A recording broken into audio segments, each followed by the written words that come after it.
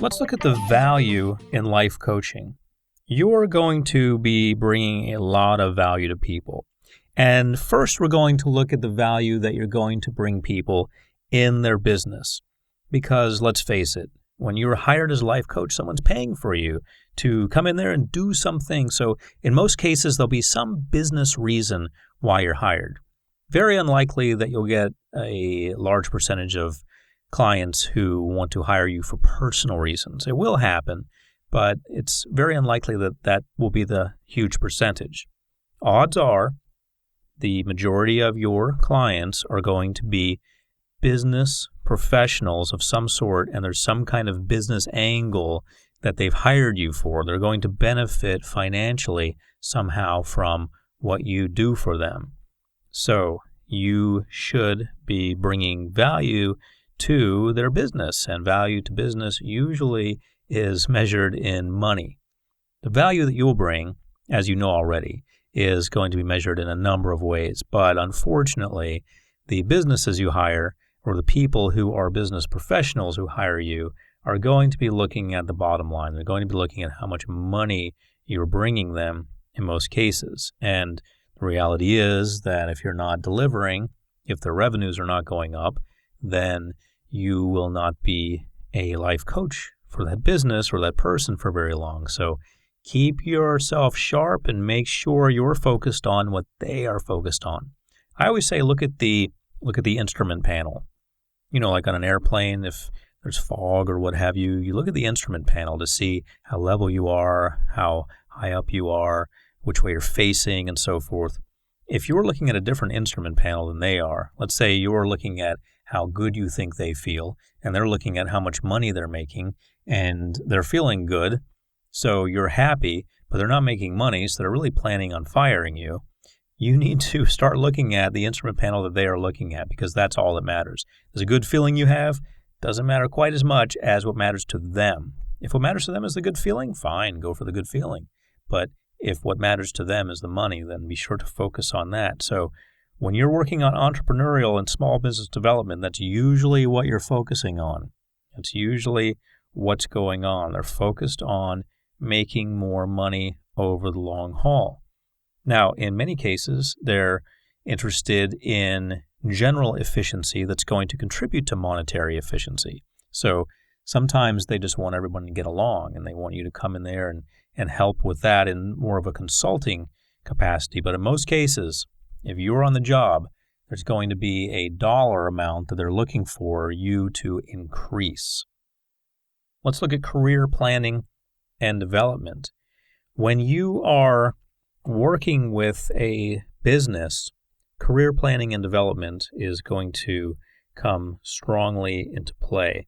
You are going to be helping an individual in many cases, usually an individual who is part of a company, but in many cases you're going to be helping the individual and you're going to help them move forward in some way. Sometimes you'll be helping an entire company, but many times when you're in a business setting, you're working with an individual, an insurance agent, for example, who is not making the cold calls that he or she should be making per week, and they want to make more because they want to make more money.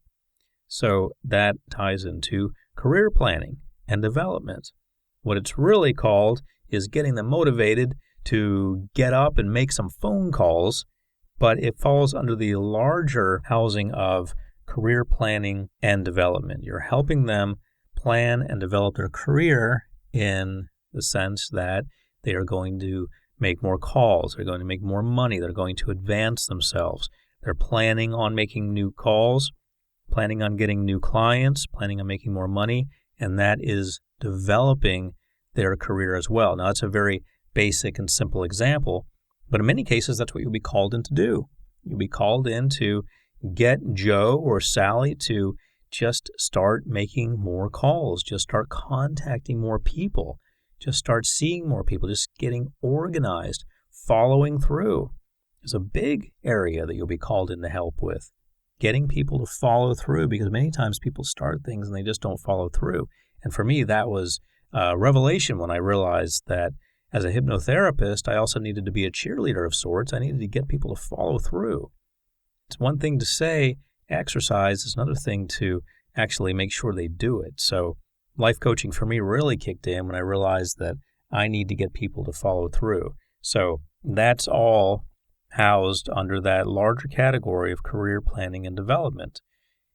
You are going to be, in most cases, not working with weight loss clients like a hypnotherapist would, but working with someone who is interested in moving up within the company and has sought outside help, meaning you. You have come in, you are there to bring some value to the table in terms of career planning and development. You're going to get a plan together and you're going to help them develop it.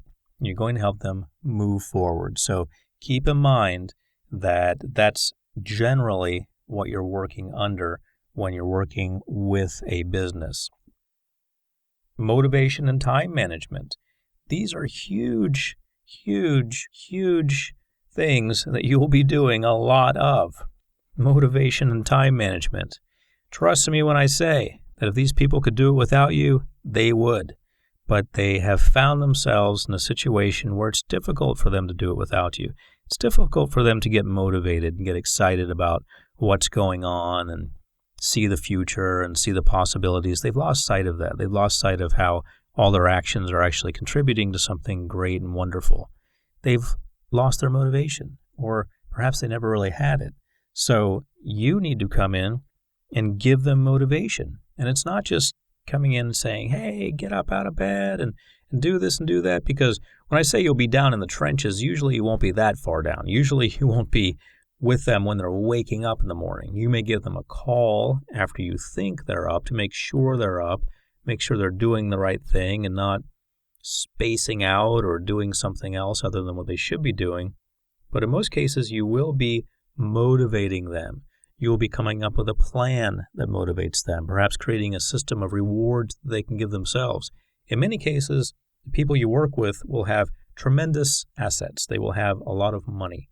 And so you giving them little rewards is probably not going to mean as much to them as you telling them that they can spend their own money and buy a boat for themselves or an airplane for themselves if they do this, and getting them to agree to that.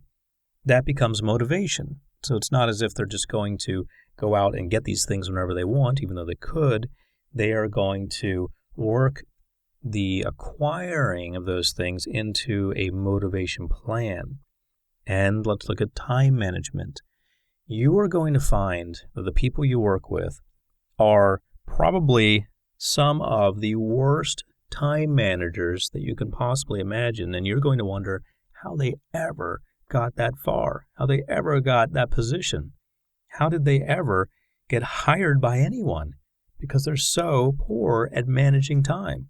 Now, you're not going to say that to them unless you have tremendous rapport with them, but in most cases, you're going to realize that they're just all over the place. They're just scattered. They've got this going on, that going on. They don't know when their next meeting is. They miss meetings. That's why you have come in. In many cases, you're going to come in at the point at which someone is in crisis, and perhaps they are actually in jeopardy of losing their position or losing their job or losing a tremendous amount of money because of their lack of time management combined with their lack of motivation. So you are going to bring value in the form of getting them motivated and giving them time management skills. Let's look at creativity for artists, writers, musicians, and performers. Not everyone you're going to be working with in business is someone who's wearing a suit and tie and carrying a briefcase and showing up to work and sitting in a cubicle or a nice corner office with a view of the city or a view of the mountains. Not everyone fits that description. Some people work at home. Some people are artists. Some people work around the world. Some people are on stage all the time. Some people are professional musicians that everyone's heard of. You are going to be working with these people, and you're going to find that they're a little different than working with your average business person. They're still business people, though, and they still generate a tremendous amount of money. Every famous person you know is essentially a business person. They are generating a tremendous amount of money.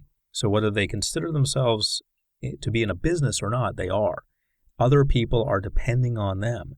They are part of the machinery that makes many people's lives work.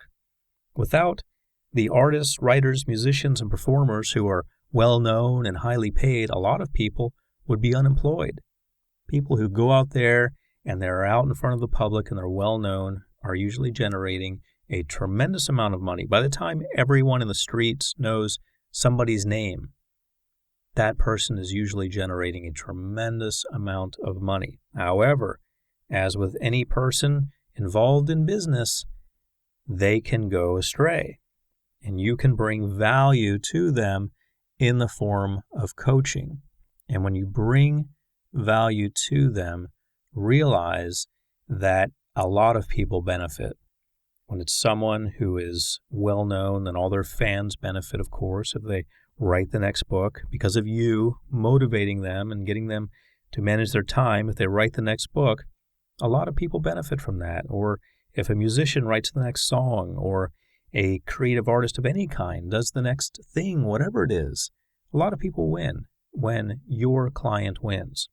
But realize that when you deal with people like this, people who are involved in business, yet they're very creative, you need a different approach. They're not going to want the same approach that the lady with the nice dress and the briefcase is going to want. She's going to want something that is fairly regimented, and that's okay. A person who's involved in business in the capacity of a creative artist or writer, musician, or any kind of performer is going to want the organization to come in a different form, and they're not going to want you to schedule everything too rigidly in most cases. So keep that in mind. Let's look at the value in life coaching in personal life coaching. Personal life coaching. Sometimes people will hire you to help them in their personal lives, in their relationships, in their intimacy, in getting their act together to go out and date, in working with their spouse, in getting back together with their loved one whom they've broken up with. So keep in mind now, you're not a therapist or a counselor unless you are otherwise qualified, but you won't be as virtue of this program, perhaps some other program. But if you're not qualified as a therapist or counselor, realize that it is beyond your realm of expertise to really get down and psychoanalyze them, for example. If you feel that it needs to get down to that level, then you need to refer them out to a counselor or therapist if they don't already have one. And always keep a few numbers handy in your area of all kinds of professionals: psychiatrists, psychologists, tax planners, financial managers, CPAs, all kinds of people. People you can refer your client to if they need some specific help. I don't want you to try to be the accountant and the counselor and the tax advisor. I want you to be the person who's motivating them and getting them to create a plan and move forward with it. So when it comes to relationships and intimacy, realize that you are helping them get some kind of plan together, helping them move forward in dating, or helping them get closer to their loved one, or something along those lines. What you're not doing is analyzing their dreams or performing some sort of in-depth long-term therapy with them in which you're having them draw shapes and interpret what they see or anything like that. So you're not becoming a therapist for them. You are there for them. You are their friend first and foremost, but their friend as a professional, sort of a friend they pay for. And that sounds a little harsh perhaps, but you have to really keep this dividing line in mind. You're not the friend they can call up any time and talk to at no charge. Perhaps you have a policy where they can call you up a certain amount of times per day or something like that, and you limit it to that. But they're not supposed to be in a situation with you where they say, hey, let's go have a beer at the local bar, and and then you do that again the next night, and then eventually you're getting drunk with them and so forth. So that's not what's supposed to happen. Now, meeting them for a beer at the local bar is fine because you're not a licensed therapist or counselor. If you were, that would be a no-no. As a life coach, you have more flexibility. So you actually can do something like that, but you're not making a habit of it. You're not becoming their drinking buddy. You're not infiltrating their groups. You're not becoming a member of the social groups that they're in, except to the extent that it helps you work with them. Sometimes you'll have to interact somewhat with their friends and their business associates, of course, but you're not joining every group they join. You're not becoming their tennis buddy and their drinking buddy and so forth and so on. You're putting reasonable professional limits on this. But at the same time, you will be working with them on their relationships and intimacy when you work on a personal level in coaching. Let's look at the idea of spirituality and personal growth. Spirituality and personal growth are something that you can actually help them with when you do some personal coaching. Now, you may think, wait a minute, I'm not a guru. I'm not coming in here and being their spiritual guru, am I? Well, not necessarily, but in a sense, you kind of can be, because as a life coach, you have a lot of flexibility. You can be a lot of different things. Although you're not going too in-depth in any one field, perhaps you have a specialty in your life that you're into spirituality and personal growth. These are not technical terms. These are not terms that are licensed. There's no licensed spiritual guide that I know of, so you're not risking getting in trouble for being their spiritual guide. If you happen to know how to read tarot cards, for example, or you happen to be psychic, or you happen to work with numerology or anything like that, bring it in as long as they're okay with it. Now, if you're working with someone in a personal capacity, but they're fairly strict business-wise, and you say, hey, I've got some tarot cards, why don't I do a tarot reading? If they're not into that, or if their religion is opposed to that, you could very well lose a client. They may think, what is this crazy person talking about? Tarot cards? Are you kidding me? So let them mention it. If they're into what you are into spiritually, then by all means incorporate it, because there's no limit to what you can do in terms of offering spiritual advice, as long as you're okay with that, as long as that's your thing. And you could very well set yourself up as the life coach who offers spiritual guidance that contributes to personal growth. So if you are into that, and more importantly, if they are into that, then feel free to bring it in. And this could go into all sorts of different realms, psychic readings, working with pendulums, numerology, reading their aura, things of that nature. Sometimes life coaches have other interests that have to do with metaphysical fields. If you are one of those people, and your client happens to mention that they are into it, then you should pursue that with them if you want to. Now, I don't recommend that you put that on a flyer and say, hey, I'm into tarot cards and psychic readings and aura reading and so forth, because a lot of people look at that and they think it looks unprofessional. They think it looks kind of wacky, actually. So a lot of people have a prejudice against that, unfortunately.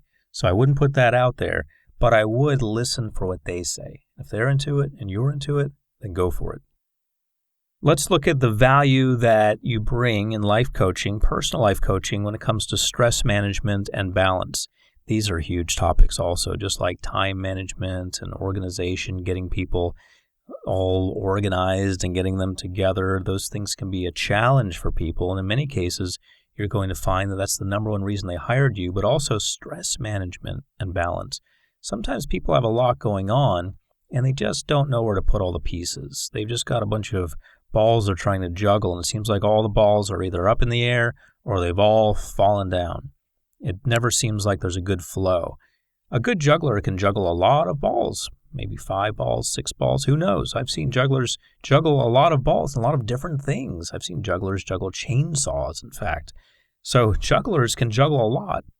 But if your client is not skilled at juggling a lot of things, then they're going to make a big mess of everything quickly. And a lot of times that's what happens. A lot of times you walk in right after all the balls have just fallen to the ground. and there's just a mess, and there's your client standing right in the middle of them all, maybe 20 different balls they tried to keep up in the air. They've all fallen down, and you get called in, and they say, hey, here's the challenge. All of these need to be up in the air, spinning nicely, with me smiling beneath them and moving them along. Ready, go. That's going to be your job. So realize that a lot of the time when this happens, it comes down to stress management. They just really don't have the skills necessary to manage the stress, because sometimes the further along you go, the more stress you have. You have a few things going on at first, then you get a few more things going on, then you get a few more things going on, and then the next thing you know, your life is like a big whirlwind until you call the life coach. You show up with your cape on, and you save the day. So you are going to be dealing with stress management and helping people with their balance. And realize that some of the people you work with are going to have unreasonable, at least it'll seem to you, they're going to have unreasonable reactions to the situations that happen. You're going to think, well, hey, that just happened to you. I mean, that's no big deal really, but they are going to flip out. So get ready for that, because they lack the quality, the skill of stress management. So you are going to, in many cases, be teaching them that. In some cases, you're not. In some cases, people are just not going to learn stress management. You're just going to have to deal with the fact that they don't deal with stress well. And that's the way it is. You're going to have to be okay with that. But in many cases, you're going to be working with stress management and balance. You're also going to be working with motivation and confidence. And this is on a personal level, but it's also on a business level, because those are two things that really contribute to someone being successful in pretty much anything they do. I remember when I first started making hypnotherapy recordings. Some of the first recordings I made were on motivation and confidence. I think it was weight loss, smoking cessation, which means getting someone to stop smoking, motivation, and confidence. I believe those are the first 4 I ever produced. And now I've got thousands of recordings, but I realized that I needed to do those early on, because people want that. They want motivation. They want confidence. With motivation and confidence, you can do anything. You can go to the moon. I don't care if you're in the space program or not. You can find a way to get to the moon when you are motivated and confident. There's always a way to do it. If you're not motivated, you're not confident, you're not going to go anywhere. Nothing's going to happen. And in many cases, that's where your clients are going to be. They're lacking motivation and or they're lacking confidence. Motivation and confidence work hand in hand. One helps the other. So when you work on one, the other one benefits. For example, if I get motivated and I decide I'm going to fly somewhere and do something, and I fly somewhere and do it and it works out, I become more confident. I realize, hey, I can do this. Wow, I've got a skill I didn't know. I can make this happen. I become more confident. Or if I suddenly wake up one morning and I've got a burst of confidence, that's going to motivate me to do something, to take action, because confidence demands action. When you have confidence, you have to do something with it. It's not just going to sit there and do nothing. It's going to do something. So they work together, hand in hand. So realize that in many cases, you're going to be working with people to develop their motivation and confidence. You're going to bring that value to them on a personal level, but you're also going to bring that value to them on a professional level. They're also going to be able to see professionally how those things really contribute to them making more calls if they're an insurance agent, for example, or doing whatever they need to do in their business to make it go to the next level. They're going to see the value in that. So when you bring motivation and confidence to the table, you bring two really heavy hitters to the table. And when you allow a person to reach into themselves and bring out their confidence and motivation, you really allow them to bring out something powerful, something amazing, something that's going to benefit them in every aspect of their lives, business and personal. Time management is something that I mentioned that you're going to be working with them on in business, but you're also going to be working with them on time management in a personal setting. they are going to learn from you. You're going to bring the value to them of time management. Time management is something that's very helpful in every area of your life. But when we look at it in a personal setting and the value of coaching in a personal setting, time management really gets down to making use of every part of our lives. Sometimes people just waste time when they go home. Sometimes they're very organized at work and they get a lot done and they're very productive and so forth. And they go home and they veg out in front of the TV for hours, 5 hours, 7 hours, 8 hours. Then they fall asleep. Sometimes they pass out in front of the TV, or sometimes they go home and drink themselves into a stupor.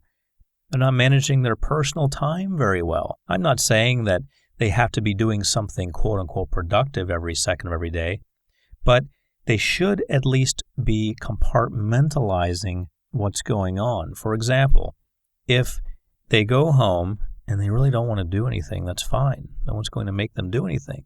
But there should be some kind of a limit on it. It's their free time. They don't have to be productive all the time. They can relax. No one's going to get onto them for relaxing a little bit, especially at the end of the day, but they need to be honest with themselves. And they need to say, hey, I'm going to relax now for 5 hours. Not, I'm going to go home and I'm going to work on this, but I think I'll watch TV first. If they know that they're not going to get to that thing and all they're going to do is watch TV, that can be okay, as long as they acknowledge that that time is rest time. There's a big difference in that, because when you want to do something and you say you're going to do it and you tell your life coach you're going to do it and you go home and you just watch TV for 5 hours instead of watching TV for a little while and then doing it, you lose twice. Actually, the client loses twice, because first of all, they don't do it. Second of all, they have the stress the whole time they're watching TV is thinking, I should be doing this, I should be doing this, I should be doing this. Guilt-free free time is very beneficial. Guilty free time is not. So if they're having free time in which they're not going to do anything, that's fine. But it needs to be structured that way. It needs to be set out that way. Okay, here's 5 hours for you to do whatever you want.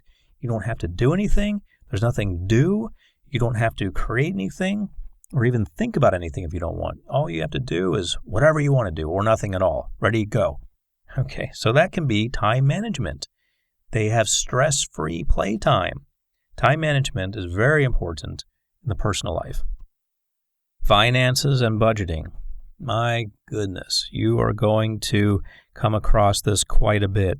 Now, in many cases, people who hire you, especially if you charge a reasonably high fee, which I suggest you do, I suggest you charge at least somewhere in the neighborhood of $200 per hour or more, so that you're dealing with people who are really serious about using your services. That's what I suggest that you do, that you set that as a minimum.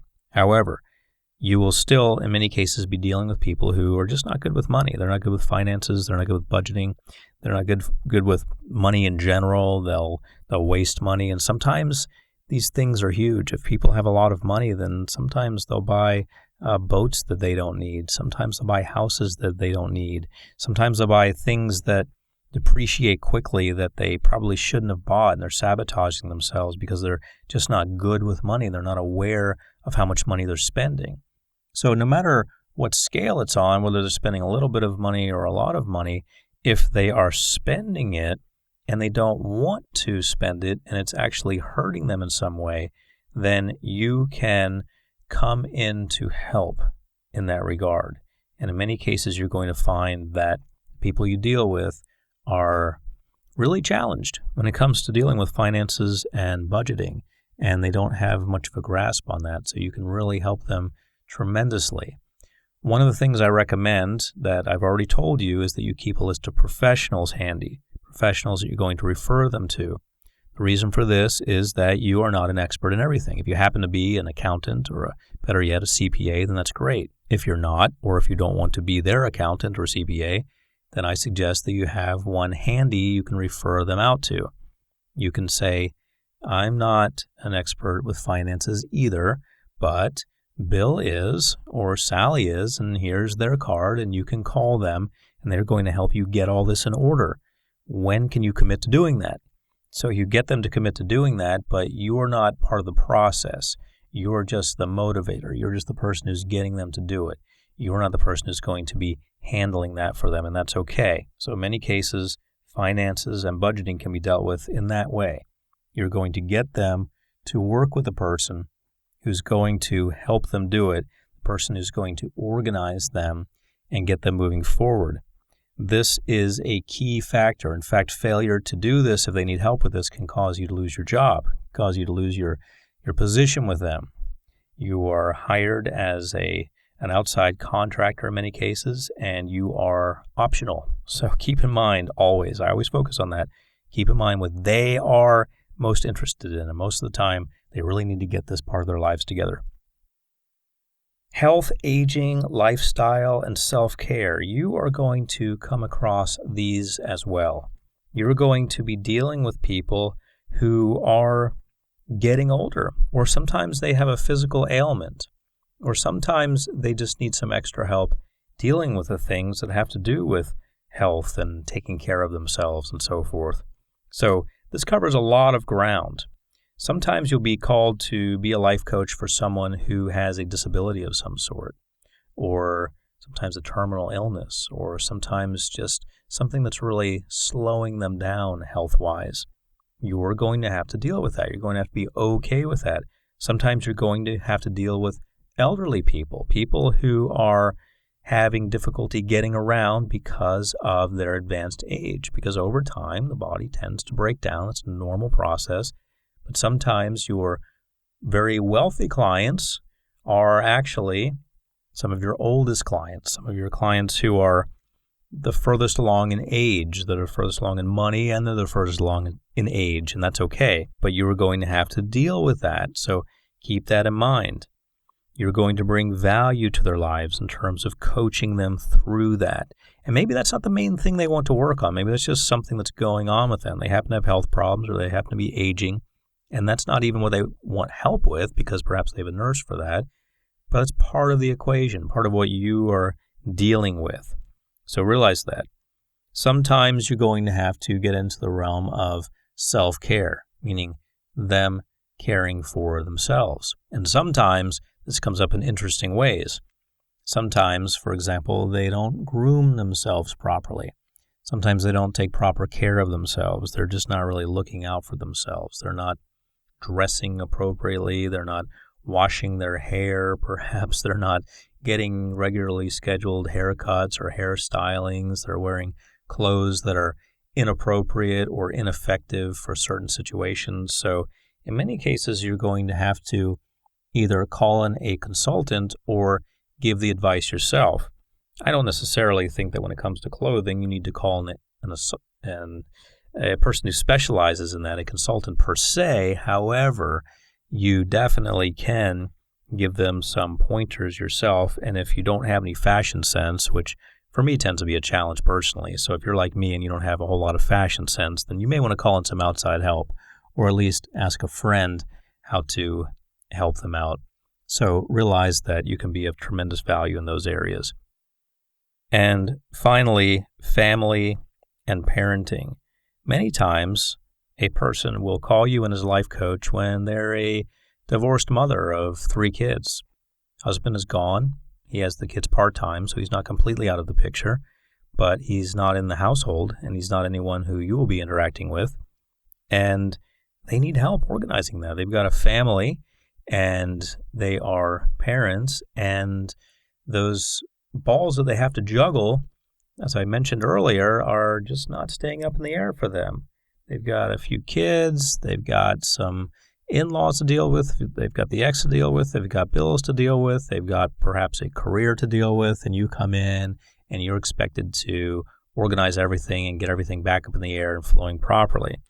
Sometimes that scenario will evolve. Sometimes it'll be a situation in which it's a family that's fully intact, meaning there's a husband and wife or a loving couple, and they may or may not have kids, and there's a family unit there. Everyone's together and so forth, but things just aren't working out quite right.